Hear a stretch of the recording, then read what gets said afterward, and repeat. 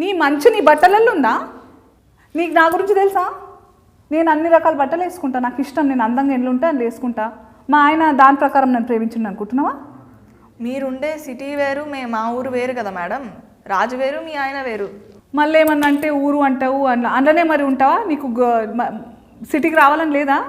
లేదు, రాజు ఎక్కడుంటే నేను అక్కడే. రాజు సిటీకి వస్తే నేను సిటీలో నీలాంటి ముద్దుగుండే పిల్లల్ని, ఇంత పద్ధతిగా ఉండే వాళ్ళని మస్తు మంది చూస్తారు. అప్పుడు తప్పు వాళ్ళదవుతుందా నీదవుతుందా?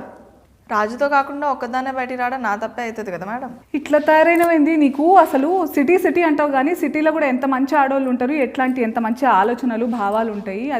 అదేదో మనందరం కలిసి మగోళ్ళకి శత్రువు అయినట్టు నేను మగజాతికి శత్రువులాగా మాట్లాడతలేను. కానీ ఇట్లాంటి వాళ్ళు ఉన్నారు కూడా, వాళ్ళకి అర్థమవుతలేదు ప్రేమ అనేది ఏందని.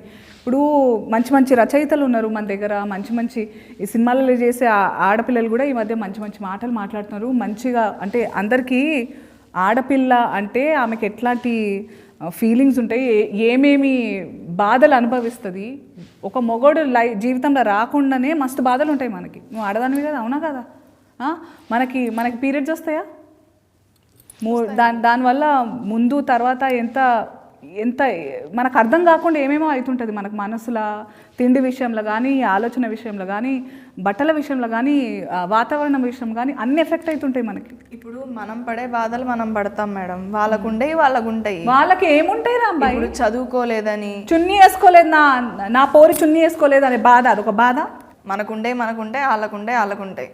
ఇప్పుడు చదువుకోవాలని, సంపాదించాలని, కుటుంబాన్ని చూసుకోవాలని, ఏం సాధించకపోతే మగోన్లా కూడా చూడరు, ప్రేమించిన అమ్మాయిని పెళ్లి చేసుకోలేరు.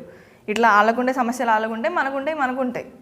ఆ బాధలకి ఇవన్నీ బాధలు మనకుంటూ ఇంకా ఈ బాధలు కూడా ఉంటున్నాయి కదా రాంబాయ్.